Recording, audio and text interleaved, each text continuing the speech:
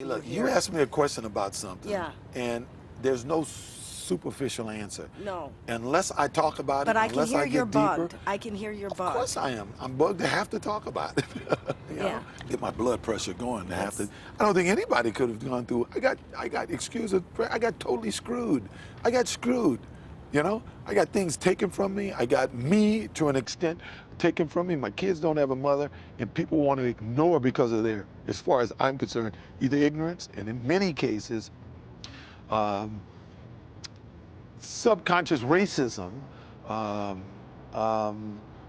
Won't look at the facts. Okay, can I just say one thing? You know, I don't care whether you're black, white, or green. I really don't care. The bottom line is you got off. You're innocent. Thank you. Yeah, that is the bottom line, but Bottom line that ain't is, the bottom line save your for breath. so many You're people. innocent. You got off. What kind of racism is that? You're free. You know what, let me say You're something. walking around. Let me say something. What's your problem here? So Just anyway, be that's free, it. be And once happy. I get riled, sometimes, you know, you really get pissed, and I start thinking about stuff, thinking about this and this and this and this, and Why do you go on? because I'm talking to you. And you got me riled up. You got me started on this subject. So if you promise that you will not ask me another question I will about never the case, ask you again. we won't have to talk about it anymore. Just did you do it? No, I didn't. Nope. Did not do it.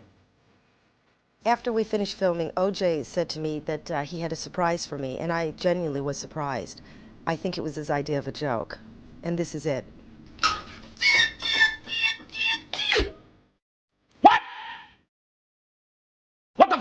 Welcome back to part 2 of our investigation into the murders of Nicole Brown and Ronald Goldman.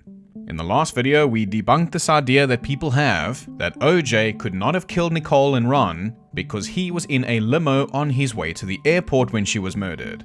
This time of about 11 p.m. is backed up in the coroner's report because of a sworn statement by Nicole's mother Judy, who said she last spoke with Nicole at 11 p.m.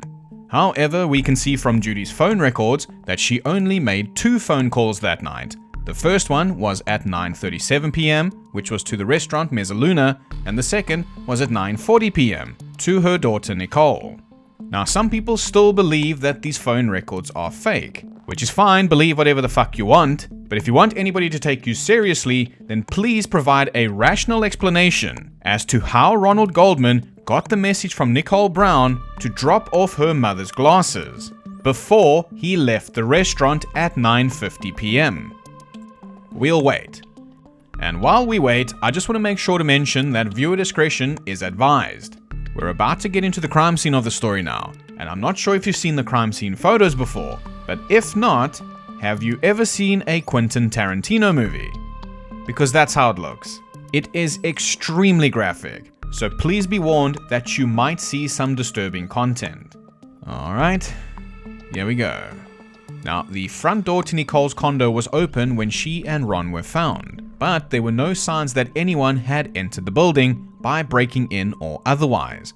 Now, this already eliminates the possibility that this was a robbery. Now, the way that Nicole's body was positioned when she was found appears as if she was taking cover because somebody was striking her in the head. So she's kinda like face down in a half fetal position, at the base of the stairs of the patio outside her condo. Now, the walkway leading to the stairs was completely covered in blood, but the soles of Nicole's feet were clean. So based on this evidence, investigators concluded that she was the first person to be attacked, and she was the intended target.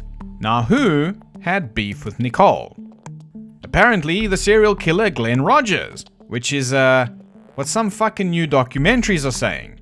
I don't know who made this documentary and I don't fucking care. It blows my mind that there is a person in the story already who openly threatened to kill Nicole Brown more than once.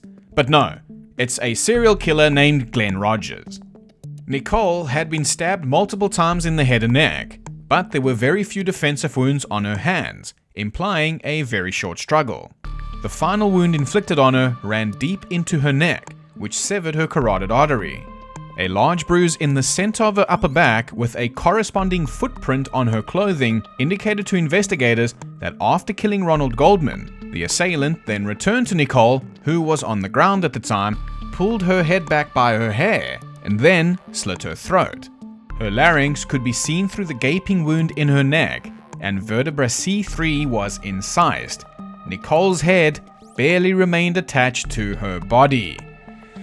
Jesus Christ, man. What the fuck?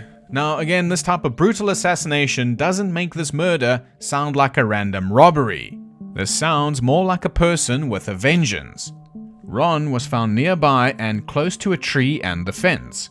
He had been stabbed multiple times in the body and neck as well. His throat, just like Nicole's, was also slit, and his hands, also just like Nicole, showed very few defensive wounds, therefore also signifying a short struggle. Forensic evidence from the Los Angeles County coroner alleged that the assailant stabbed Ronald Goldman with one hand while holding him in a chokehold. Near Ron's body, the police found a blue knit cap, a left-hand extra-large Aris Isotona light leather glove, and the envelope with Judy's glasses that he was returning to Nicole. So the theory is that Ron arrived at Nicole's condo at the exact wrong moment while she was getting attacked or in an altercation with her assailant. The hey the witness Robert Heidstra heard could very well have been Ron trying to stop or interrupt the attacker.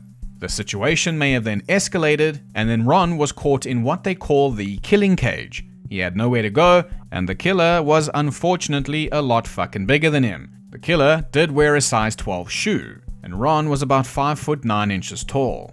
So it appears as if the assailant killed Ron to remove any witnesses. Yeah, dude. This fucking sucks. But we're gonna catch this motherfucker, because now we're gonna get into the evidence. Now, a trail of bloody shoe prints, size 12 shoe prints by the way, ran through to the back gate. This could also probably be the gate that Robert Heidstra heard slamming. But now, this is where things get very interesting again, because the killer didn't only leave behind a size 12 shoe print, he left behind a very distinctive size 12 shoe print. In fact, the shoe print that was stamped in the victim's blood came from a Bruno Magli Lorenzo model. Now, why is this significant? Well, because only 9% of the population of America wear that particular shoe size, a size 12, and only 299 pairs of this specific shoe, this Bruno Magli Lorenzo model, had been sold at the time.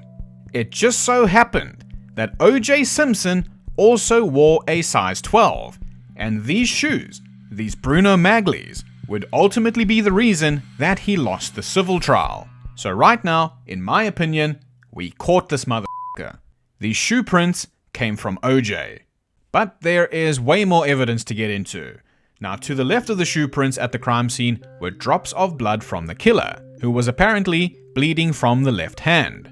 This blood, by the way, was proven with a 1 in 9.7 billion chance of error to be OJ Simpson's blood. You know what, we'll discuss this a little more later. Let's go back to the timeline. Now, after midnight, OJ was on the aeroplane, and assuming that he was the killer, and the killer was bleeding from the left hand, he should have had some noticeable wounds. However, a passenger on the plane as well as the pilot both testified that they did not notice any cuts or wounds on OJ's hands. But I just want to point out that that doesn't mean that there weren't any, especially if he was actively trying to hide one. But once OJ arrived at his hotel, the O'Hare Plaza, he went to the front desk and he asked them for a band-aid. The manager remembered that OJ asked for a band-aid for his finger because he, quote, cut it on pieces of notepaper. Now, a broken glass, a note with a phone number on it, and bed sheets with blood on them were all recovered from OJ's hotel room. All in all right now, it's not looking very good for Orange Juice Simpson. But it's time for the police squad to get to work and fuck everything up.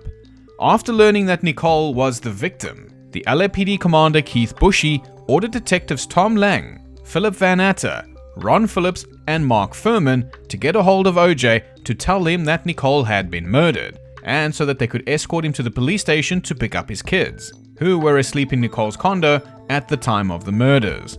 So these 4 cops go over to the Rockingham estate and they start buzzing the intercom. And they buzz this intercom for over 30 minutes, but they get no response from OJ because he's in Chicago.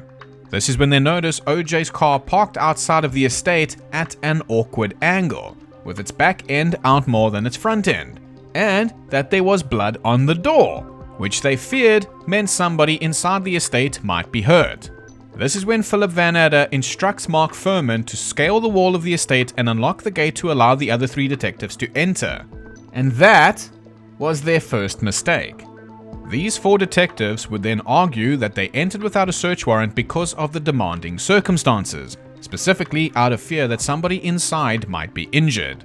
Mark Furman, while inside, then briefly interviewed Kato Kalin, who told the detectives that the car belonged to OJ Simpson, and that earlier that night he heard 3 thumps on his wall.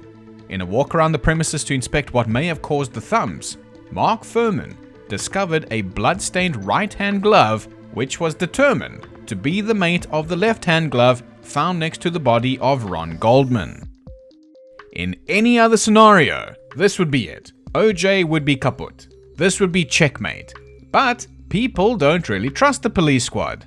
One of the reasons OJ was acquitted was because of reasonable doubt. And most of that reasonable doubt is predicated on the notion that the police squad planted all of this evidence. Even though I personally think that he did it, even I have to admit that this glove sitting outside on the grass of his estate is pretty suspicious. But hey, just to let you know, inside his estate, in his house, in his room, investigators also found a used first aid kit in the bathroom. They found used gauze, bandages, plasters, and shit like that in the sink. This was booked into evidence, but apparently never shown at the trial. So anyway, the evidence at the estate, being the glove, the first aid kit, and the presence of blood in the driveway, as well as on OJ's car, constituted probable cause, and a search warrant for the location was actually applied and granted. Detective Ron Phillips testified that when he called OJ to tell him that Nicole was murdered, OJ apparently only asked Ron if the children had seen the murder or Nicole's body, but was not concerned about whether the killer had actually harmed the children. The day after the murders on June 13th, the police squad brought OJ in for questioning. Detective Tom Lang noticed that OJ had a fresh cut on his finger on his left hand. That was consistent with where the killer would have been bleeding from. So Tom asked him how he got the cut.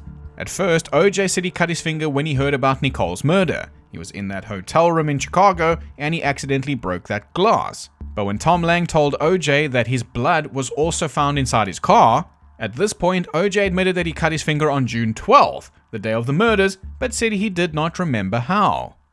Now, according to a guy named Ronald G. Shipp, who was a former Los Angeles police officer who knew OJ personally, they were friends for like 26 years or something at that time, would later testify in the murder trial that him and OJ were speaking about the police investigation on June 13th, when OJ told him that he was worried about taking a polygraph test, because he thought his dreams about killing his ex-wife would cause him to fail. I can't help but laugh. This story is so fucking stupid. It's so fucking ridiculous. He's not even trying at this point to hide it. And he still got away with it! Ronald Shipp said, quote, he kinda just jokingly said, you know, to be honest, Shipp, I've had some dreams of killing her. Shipp did not, however, testify as to the results of the polygraph, but to put it simply, OJ failed. Now we all know polygraphs are not absolutes, it's a little bit of pseudoscience and whatever, so let's just add this bit of circumstantial evidence to the pile. And it's a big fucking pile already. OJ then voluntarily offered some of his own blood for comparison with the evidence and samples collected at the crime scene, and then he was released back into the wild. On June 14th, OJ hired a lawyer named Robert Shapiro, who began assembling OJ's team of lawyers referred to as the Dream Team. In the following days, OJ stayed with his friend Robert Kardashian, while lab tests were conducted on the DNA found at the crime scene and compared to the DNA OJ provided. And to the surprise of fucking no one, there was a match. So on June 17th, detectives issued an arrest warrant charging OJ with 2 counts of first-degree murder. Now, we'll come back to the DNA evidence again later. Now, what happens on June 17th is the police squad call Robert Shapiro at about 8:30 a.m. and they tell him that OJ needs to turn himself in that day. Shapiro then tells OJ the jig is up, buddy. They know you're a dingleberry now. And OJ tells Shapiro, but I'm not a dingleberry. And then Shapiro says, oh yes, sorry, you're right. You're not a dingleberry. You're not even a piece of shit. In fact, OJ, you are a whole shit. OJ then says thank you and then agrees to turn himself in later that day. The police are like, wow, that's pretty fucking awesome. This guy's gonna turn himself in and we don't have to do anything today, which is what we do every day anyway. And they just believe that a wanted murderer and someone as famous as OJ would not attempt to run away. How fucking stupid can you be? Whoa, shit, I gotta be careful. Let's not set a fucking goal for the LAPD, because what they did next was agree to delay OJ's surrender until noon so that he can be seen by a mental health specialist. You know, fair enough, but put him in fucking cuffs first. Anyway, they agreed because OJ was showing signs of suicidal depression. So during the short amount of time, he updated his will, he called his mother and children, and he wrote 3 sealed letters. 1 to his children, 1 to his mother, and 1 to the public. Then at noon, more than 1,000 reporters waited for OJ's perp walk at the police station. But to the surprise of no one, OJ did not arrive as agreed. OJ Simpson instead disappeared, along with another pro football player named Al Cowlings. Then at 1:50 p.m., Commander Dave Gascon, the police squad's chief spokesman, publicly declared OJ a fugitive. The police then issued an all-points bulletin for him and an arrest warrant for Al Cowlings. Later at 5 p.m., Robert Kardashian, one of his defense lawyers, read OJ's public letter. In this letter, OJ sent greetings to 24 of his friends and wrote, quote, "First, everyone understand, I had nothing to do with Nicole's murder." Fair enough, it must have been Glenn Rogers. OJ then goes on to describe the fights between him and Nicole and their decision not to reconcile their relationship, and he asked the media as a last wish not to bother his children. He then also wrote a letter to his former girlfriend Paula Barbieri, who had broken up with him hours before the double murder. Wow. He wrote, quote, "I'm sorry, we're not gonna have our chance. As I leave, you will be in my thoughts," end quote. It also included "I can't go on" and an apology to the Goldman family. The letter concluded, quote, "Don't feel sorry for me. I have had a great life, great friends. Please think of the real OJ and not this lost person," end quote.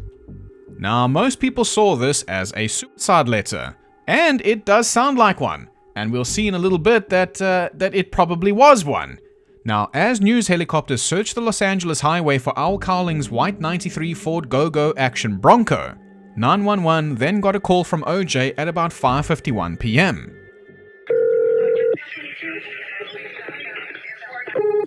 911, what are you reporting? This is AC. I have OJ in the car. Okay, where are you? Please, I'm coming up the 5 freeway. Okay. Right now, we are okay, but you gotta tell the police to just back off. He's still alive, but he got a gun to his head. Okay, hold on a minute. Monica? He just want to see his mother. Let me get him to the house. Okay, hold on a moment.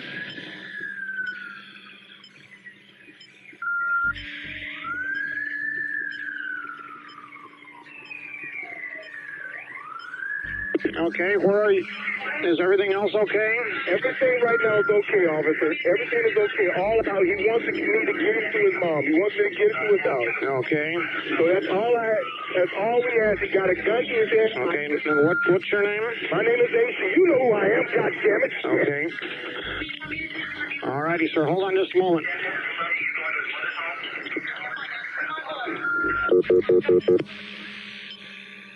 Hi, what's your name? Oh, Hello? So go ahead to his mother's home and drive safely, and he'll be followed there.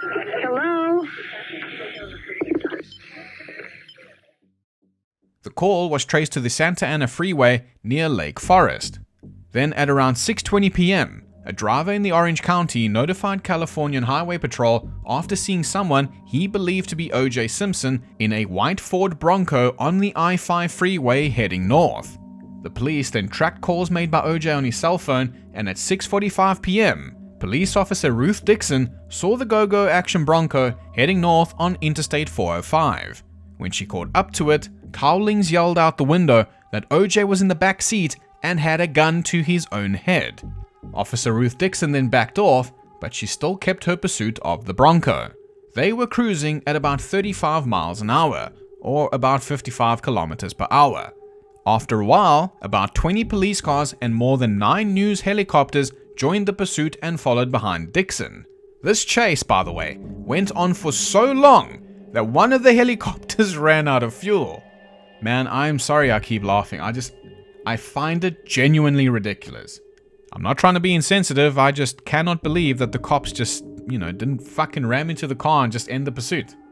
Now, knowing that Owl Cowlings was listening to KNX AM, a sports announcer by the name of Pete Arbogast called OJ's former football coach John McKay and managed to get him in contact with OJ. As both of these guys started crying over the phone, OJ told McKay, quote, "Okay, coach, I won't do anything stupid, I promise." Police squad member Tom Lang, who had interviewed OJ about the murders on June 13th, finally remembered that he had OJ's cell number and started calling him repeatedly until he answered. Yeah? Just let me get to my house. Okay, please. we're going to do that. I swear to you, I'll give you I'll give you my whole body. Okay. I just need to get to my house. Okay. I live with Nicole. We're going to do that. Just throw the gun out the window. I can't do that. We're not going to bother you. We're going to let you go up there. Just throw it out the window. Please, you're scaring everybody. OJ, you there? This is for me. This is not to keep you guys away from me. This I know is for that. me. Nobody's going to hurt This you. is for me. Okay, it's for you. I know that, but do it This for you. is for me, for me. I That's know all. that. I know that, but do it for the kids too, will you? Yeah. Think of your kids. Yeah. Please, just toss it out. You're scaring everybody, man. No, I'm not going to hurt anybody. I know you're not going to hurt anybody, I need it but for me. I know you're not, man. I'm just going to go with me. Please, you're scaring everybody, though. You're scaring them. Just tell them I'm all sorry. You can tell them later on today and tomorrow that I was sorry, and that I'm sorry that I did this to the police department. Listen, I think you should tell them yourself, and I don't want to have to tell your kids that. Your kids need you. Everybody loves you. Don't do this. I know you're thinking. Oh. Man, just throw it out the window. And nobody's going to get hurt. I'm the only one that deserves. No, you don't deserve I'm that. Get hurt. You do not deserve to get hurt. You do not deserve to get hurt. Don't do this. All I did was love Nicole. That's all I did was love her. I understand. I love everybody. I try to show everybody my whole life that I love everybody. We know that. And everybody loves you. Especially your family, your mother, your kids. Juice. Don't do it. Juice, come on. Juice. Juice, you there? Hey, pick it up, Juice. Juice. Listen to me, OJ. Listen to me. Juice, I'm still here. Juice.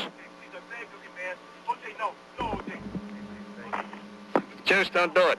Juice. Hey. Tom, your purpose there was to stop a suicide, right?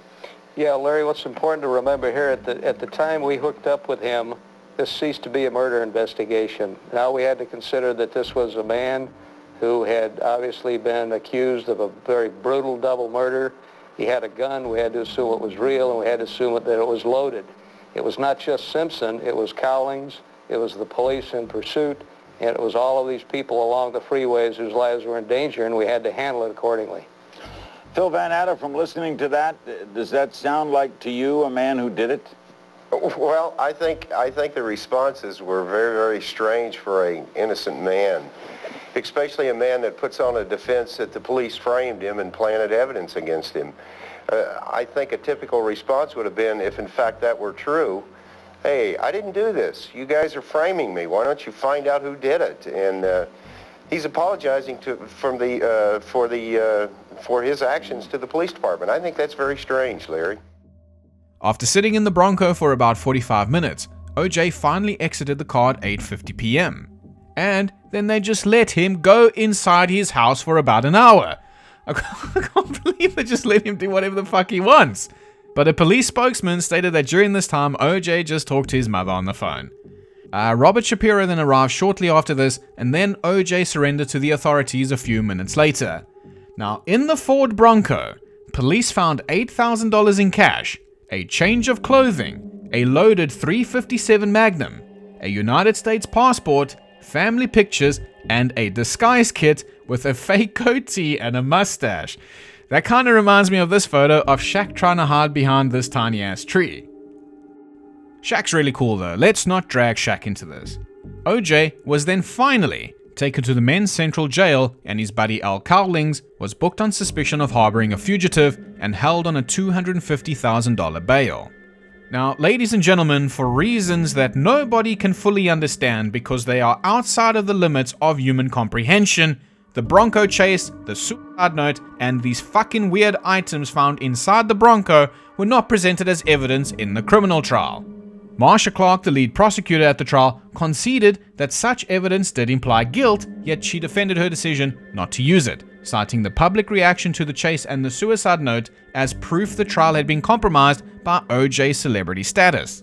Dude, I don't know law. I don't know what that means. But you fucked up. Most of the public, including OJ's friend Al Michaels, interpreted his actions as an admission of guilt. Yet thousands of spectators were seen expressing sympathy for OJ and even encouraging him to flee from the police. I really don't know what's going on in this story anymore. So people were supporting him, and then on January 24th, 1995, the people of the state of California versus Orenthal James Orange Juice Simpson's criminal trial began. This fucking thing carried on for 8 months. It should have been over in 8 minutes. But it ended with OJ's acquittal on October 3rd, 1995. And this is where the bullshit continues. Now, I don't want to get into the politics of it, but according to Wikipedia, quote, though prosecutors argued that OJ was implicated by a significant amount of forensic evidence, commentators agree that to convince the jury to acquit Simpson, the defense capitalized on anger among the city's African American community towards the Los Angeles Police Department, which had a history of racial bias and had inflamed racial tensions in the beating of Rodney King and subsequent riots 2 years prior, end quote. Basically, Johnny Cochran kinda just told the jury to send a message to the LAPD and acquit OJ. Apparently, the majority of the jury were black, and even one was a member of the Black Panthers. Now, I don't know personally if it's 100% the reason. I don't think that the anger towards the LAPD is the only reason that the jury acquitted OJ. I think that the defense were able to take advantage of that and convince the jury that there was reasonable doubt. Now, with the whole timeline being a complete mess, and Robert Shapiro using Judy's sworn statement that she spoke with Nicole at 11 p.m., the defense were able to make a very convincing case that it would have been impossible for OJ to go over to Nicole's condo, kill Nicole and Ron, make it back to his estate, clean up, and then get into his limo on time to catch his plane. That said though, Robert Shapiro did later compromise on the phone call time, agreeing that Judy called Nicole at 10:17 p.m., 40 minutes later than the actual documented call record. I don't understand how this happened. How do you mean compromise? The time is right there. It's documented. Read the fucking time on the paper. Clearly, the Dream Team weren't good with time. So luckily for them, they were better at pointing out the police squad's stupid mistakes. The Dream Team either implied or explicitly accused the police squad of mishandling evidence, leading to the possibility of the evidence getting tainted and even tampering with and planting the evidence in order to frame OJ. Now, since this DNA at the scene is about the only thing that could conclusively link OJ with the murders, the Dream Team are correct and the evidence absolutely should have been handled better. Now, the forensic team collected about 108 exhibits, and in their mind, the defense would have to discredit all of them to establish reasonable doubt. So, the prosecution went into this murder trial with the foregone conclusion that the jury would find OJ guilty. However, that's obviously not what happened. Now, the prosecution did not only show up with 108 DNA exhibits, but they also produced corroborating evidence in hair follicles, clothing fibers from the victims, fibers from Simpson's Ford Bronco, and results from 3 different labs that cross-referenced all of the evidence and found no discrepancies. So when the Dream Team declined to challenge the results by testing the evidence themselves, the prosecution expected a conviction. But like I said, that is obviously not what happened. and the Dream Team just accused the LAPD of mishandling everything and once again trying to frame OJ. So during the trial, several criminalists and forensic experts testified how exactly the blood evidence was collected from the crime scene, from the white Ford Bronco, and from Simpson's estate. A criminalist, by the way, is a forensic scientist who applies scientific methods to collect, analyze, and interpret physical evidence found at crime scenes, and they use that to help link victims, offenders, and crime scenes. Thank you, AI Overview. Now, when the criminalist Dennis Fung testified in court, he stated that he arrived at the Rockingham estate at 7:10 a.m. on June 13th. And he also testified that Detective Philip Van Atter came over at 5:20 p.m. And for some fucking reason, Van Atter came to the estate after drawing the blood from OJ at the police station. And instead of booking this fucking blood vial into evidence like he should have, he just came straight to the estate to give it to Dennis Fung. Obviously, this decision has been criticized. Van Atter should have booked the blood vial into evidence, but he said that he didn't want to lose the chain of custody and he came to Dennis Fung to give it to him directly. And in doing so, he fucked this whole thing up. It doesn't even matter what anybody even says now because this guy should not have done this. He compromised the entire investigation by bringing this loose blood vial to the crime scene. Well, anyway, the cross-examination of Dennis Fung done by Barry Scheck from the Dream Team lasted for 9 days. Barry tried to disprove and invalidate Fung and the forensic team's findings, and started off by saying that he did not see a drop of blood on the back gate in a photo from June 13th, despite Fung actually collecting blood from that very spot on July 3rd. However, later the prosecution found a photo that clearly showed the blood was there on June 13th. Fung then, in his infinite wisdom, said, well, I couldn't see the blood on the socks that were collected from Simpson's bedroom. He then demonstrated to Scheck in the court that the blood was only visible under a microscope.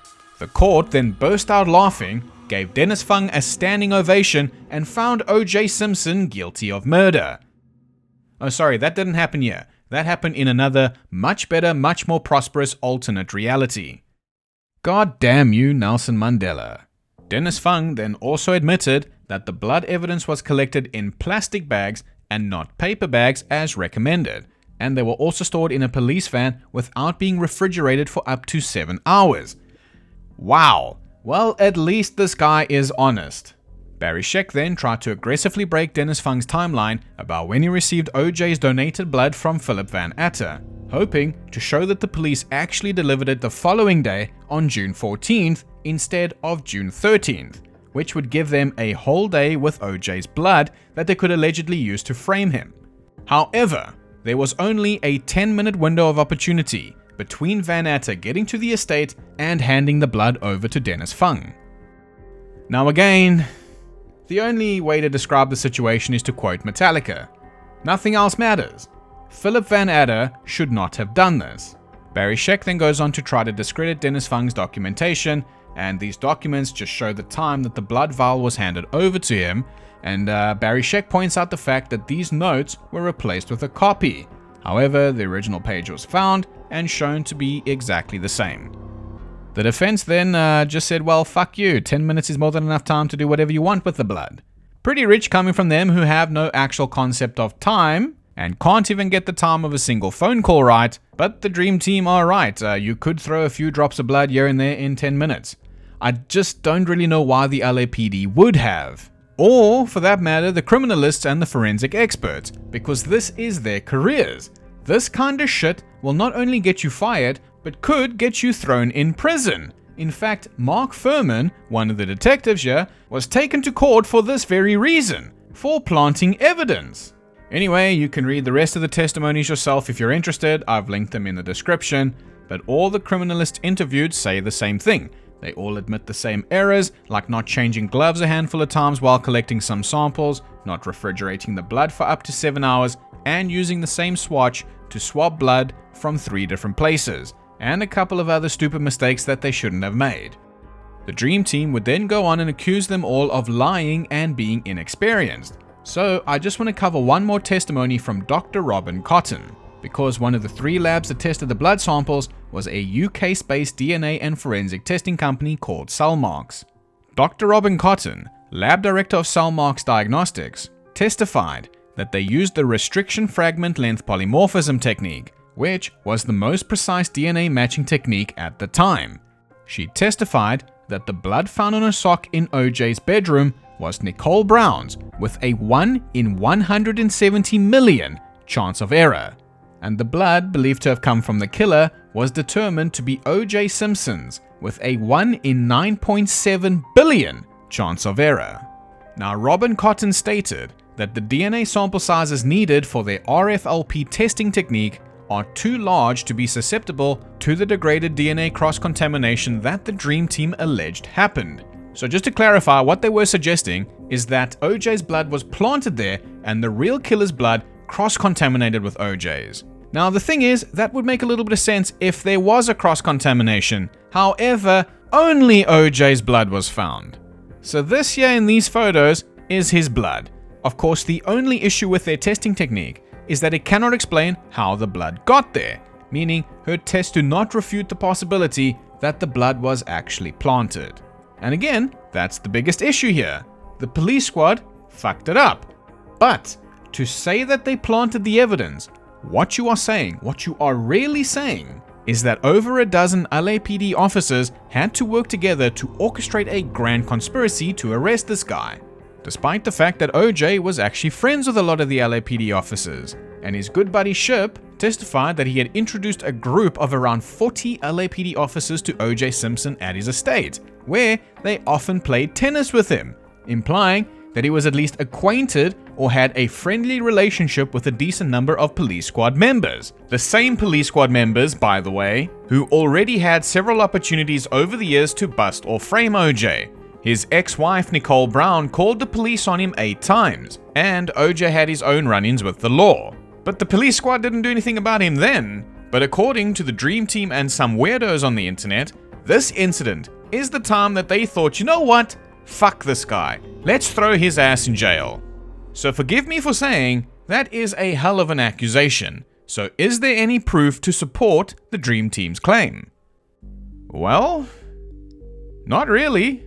Not unless you're willing to believe that the LAPD planted all of this evidence and somehow did not in one single instance cross-contaminate any of the hair follicles, clothing fibers, or blood with anybody else's DNA, which in and of itself could only be described as a fucking miracle if the LAPD actually pulled that off, because, you know, they're the LAPD.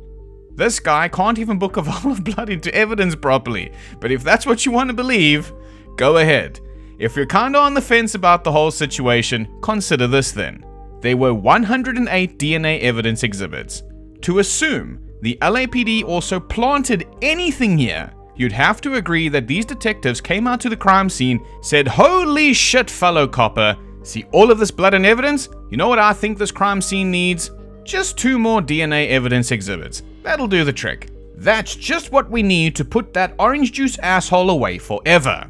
Now, why do I bring up 2 DNA evidence exhibits here? Well, because apparently 2 of the DNA evidence exhibits out of the 108 items and objects that had OJ's blood on it showed signs of a substance called EDTA, but the nerds in the lab call it ethylene diamine tetraacetic acid, which is found in blood vials to help preserve blood by acting as an anticoagulant. Well, damn, that doesn't sound good, because we know this idiot was wandering around the crime scenes with a loose vial of OJ's blood. The Dream Team used this as proof that the LAPD planted the blood, saying that the elevated levels of EDTA could have only come from OJ's reference vial. And I think you know what's coming next. Objection! Well, actually, I was gonna say however, but damn, I could get used to that. A guy named Dr. Frederick Reeders, who was a forensic toxicologist, testified that the results reported by an FBI agent named Roger Martz showed that the levels of EDTA found in OJ's blood drop on the back gate of Nicole Brown's home, the one that Barry Scheck couldn't see apparently, and Nicole's 1 in 170 million blood drop on the sock in OJ's bedroom was 1,000 times higher than the other evidence samples. Therefore, they believed it came from OJ's reference vial. So how did that happen? Well, Dr. Reeder used a reference article from the EPA, the Environmental Protection Agency, that says EDTA in blood should only be detectable in parts per billion. However, in these 2 samples, the evidence blood contains 1,000 times more EDTA than it should, and they were measured in parts per million. Then, during cross-examination, this claim was immediately debunked when the prosecution gave Dr. Reedus a fax copy of the same EPA article that he referenced and asked him to read it out loud again to the jury. It turned out that he just misread it, because it did say that EDTA should be detectable in parts per million. Well, instead of just taking the L like a man, Dr. Reedus then claimed it was a typo. If there's nothing wrong with me, maybe there's something wrong with the universe. The prosecution then gave Dr. Reedus a certified copy directly from the EPA, which confirmed that he just can't fucking read properly or accept that he made a mistake, because it did indeed say EDTA is detectable in parts per million. Then the Dream Team called Dr. Reedus back again for some reason after this, and this man just clung to his claim that EDTA on those two spots came from OJ's reference vial, and still denied that EDTA was measured in parts per million. He also denied that EDTA could be found in unpreserved blood and denied that it was still used in food. And that was his biggest mistake. During the re-cross-examination, his claim was immediately debunked again. The story is just getting me. I think I'm just losing my mind reading the story for so long. Now, this time, FBI agent Roger Martz himself tested his own unpreserved blood and found parts per million of EDTA, disproving Dr. Reedus' claim. Then Dr. Reedus finally admitted that the EDTA results from Martz's unpreserved blood were very similar to the evidence blood in the OJ Simpson case, and they weren't even close to the levels of Martz's preserved blood from a reference vial, which turned out to actually have more than 100 times more EDTA than the evidence samples. And just as one more final nail in the coffin, the claim of elevated EDTA in Nicole's blood drop on the sock that was found in OJ's bedroom was 100% conclusively disproven by Dr. Robin Cotton, who showed that the DNA in the reference vial was far more degraded than the DNA on the sock, proving that it could not have come from that vial. This very quickly went from being the trial of OJ Simpson to the roast of Dr. Reader, because the prosecution then brought an article from the FDA showing that not only is EDTA still used in food, but it's found in the French fries and Big Mac that OJ ate approximately 1 hour before the murders. So his blood would have naturally had higher levels of EDTA anyway. He then admitted that Agent Martz was correct, and that he could not identify EDTA from a presumptive test, and the identification test was inconclusive, meaning that there was a possibility that what they were detecting wasn't even EDTA at all. Therefore, there is literally no proof at all that the police squad planted anything. And I'd just like to add, if it was only those two samples that had higher levels of EDTA, meaning those are the only two things the police squad could have planted, are you saying then that the other 106 DNA exhibits were legit? That's what it sounds like to me. Well guys, I completely underestimated how long this story would be, because I've still got about 6 pages of script left. And since I am unfortunately not a machine or an AI, despite what some of my comments say, I do have to stop recording at some point to edit and do other shit away from my computer. So ladies and gents, I hope this has cleared up a bit of the OJ Simpson trial, but I got a call for an intermission here, and I'll upload the final part of the OJ series as soon as it's ready. I think Sunday will be a safe guess. As always, feel free to add your thoughts and theories in the comments, like the video, subscribe to the channel, and I'll see you on Sunday for part 3. If it's already up by the time you're watching this, I'll link it on the end screen. Thanks for watching, see you in the next one.